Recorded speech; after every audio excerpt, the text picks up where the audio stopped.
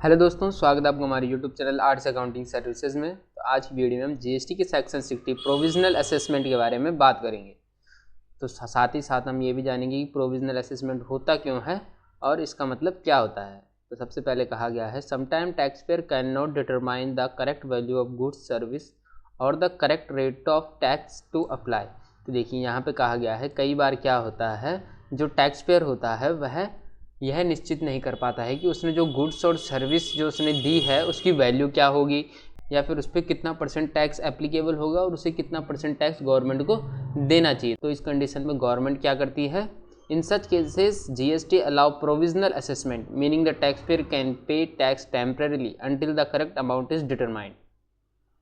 तो इस कंडीशन में गवर्नमेंट क्या करती है, आपको एक चीज़ को अलाउ कर देती है, वो है प्रोविजनल असेसमेंट। यानी कि जब आपको अपने गुड्स या सर्विस की एक्चुअल वैल्यू मालूम नहीं होती है या फिर आपको उसका टैक्स रेट मालूम नहीं होता है, और जब तक आपको ये दोनों चीज़ें मालूम ना हो तो आप अपने टैक्स का पे करने की लायबिलिटी नहीं जान सकते हैं कि आपको कितना टैक्स गवर्नमेंट को पे करना है। तो इस कंडीशन में गवर्नमेंट कहती है कि आप हमको एक प्रोविजनल असेसमेंट दे दीजिए जब तक आपकी जो correct amount of tax determined नहीं होती है।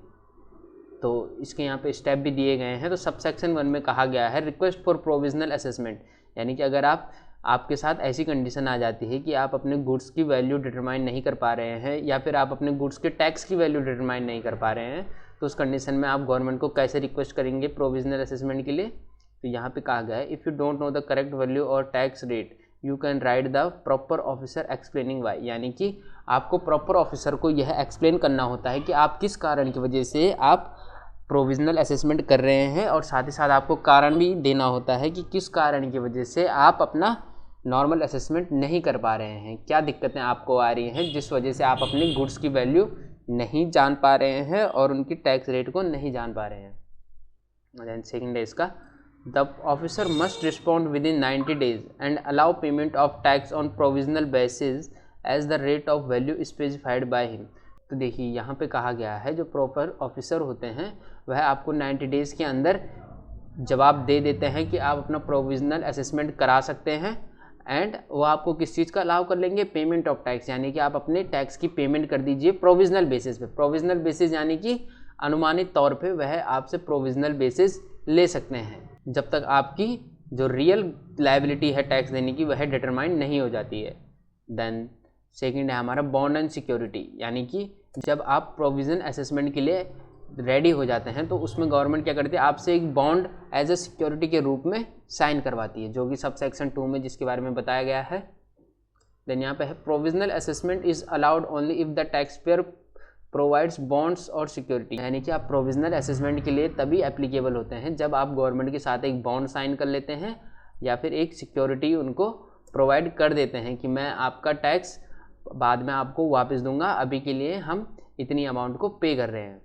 देन सेकंड है हमारा this bond promises that the tax pair will pay tax any difference between the final tax and the provisional tax already paid. तो ये जो हमारा एग्रीमेंट होता है, जो हमारा बॉन्ड होता है, उसमें क्या लिखा होता है, उसमें ये कहा गया होता है कि जो टैक्स पेयर है वह जो टैक्स में जो डिफरेंस आता है, जो उसने प्रोविजनल टैक्स उसने मान लीजिए 50,000 रुपये दिया है और जो उसका एक्चुअल टैक्स निकल के आता है वह 1 लाख रुपए निकल के आता है, तो यानी कि जो 50,000 का डिफरेंस है वह भी उसको पे करना होता है और उस पर गवर्नमेंट इंटरेस्ट भी चार्ज कर सकती है। देन थर्ड है हमारा फाइनल असेसमेंट, यानी कि जो आपका फाइनल असेसमेंट होता है सब सेक्शन 3 में उसका, तो सब सेक्शन 3 में उसके बारे में क्या कहा गया है, the officer must complete final assessment with 6 months from the provisional order. तो देखिए जब आपको प्रोविज़न का ऑर्डर आ जाता है तो उसके 6 महीने के अंदर अंदर जो ऑफिसर होते हैं उनको आपका फाइनल असेसमेंट करना होता है, यानी कि आपकी एक्चुअल असेसमेंट करनी होती है। और इसी के साथ कहा गया है this period can be extend, और इस पीरियड को एक्सटेंड किया जा सकता है किन कंडीशन में, by the joint commissioner and ADDL commissioner. और ये जो 2 कमिश्नर हैं ये कमिश्नर आपकी डेट को 6 मंथ के लिए एक्सटेंड कर सकते हैं। और जो हमारे कमिश्नर होते हैं, जो हेड कमिश्नर होते हैं, वह आपकी जो लिमिट है वह 4 ईयर तक एक्सटेंड कर सकते हैं इफ़ नीडेड, अगर ज़रूरत होती है तो।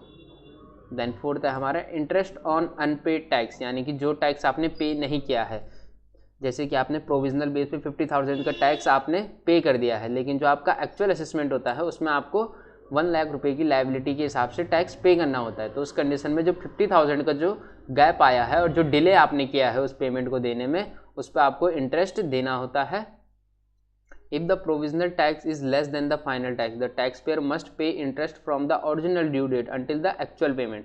तो देखिए यहाँ पे कहा गया है जो आपके ऊपर इंटरेस्ट एप्लीकेबल होता है वह कब से एप्लीकेबल होता है, जब उस प्रोविज़न की, जब उस असेसमेंट की ड्यू डेट थी। जैसे कि ड्यू डेट 21 तारीख को थी, 21 जून को, और जो आपका फाइनल असेसमेंट हुआ है वह आपका हुआ है 30 जुलाई में। तो यानी कि ये जो 30 दिन जुलाई के और 9 दिन जून के, तो यानी कि 30 दिन का जो आपको इंटरेस्ट है वह गवर्नमेंट को पे करना होता है।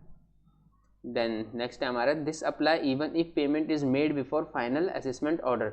यह तब एप्लीकेबल होता है जब आपने फाइनल असेसमेंट से पहले ही गवर्नमेंट को प्रोविजनल असेसमेंट के तौर पे पेमेंट कर दिया हो।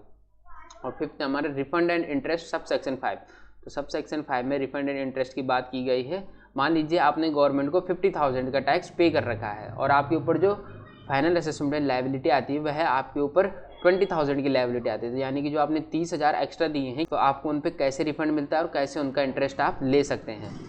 If the final assessment show the tax payer paid more provisional tax than needed, they can claim refund. तो जब आप प्रोविजनल असेसमेंट में फाइनल असेसमेंट से ज़्यादा पे कर लेते हैं तो उस कंडीशन में आप रिफंड क्लेम कर सकते हैं। The refund will be carry interested, तो जो रिफंड है उस पर आपको इंटरेस्ट मिलता है सेम ऐसे ही जब से उसकी ड्यू डेट है, और जब तक आपको उसका रिफंड नहीं मिल जाता है तब तक उस पर इंटरेस्ट चार्ज होता है। As per section 56 subject to retain condition. Section 56 में जो कंडीशन है वह यहाँ पर भी रिटेन होती हैं। तो दोस्तों आज की वीडियो में बस इतना ही।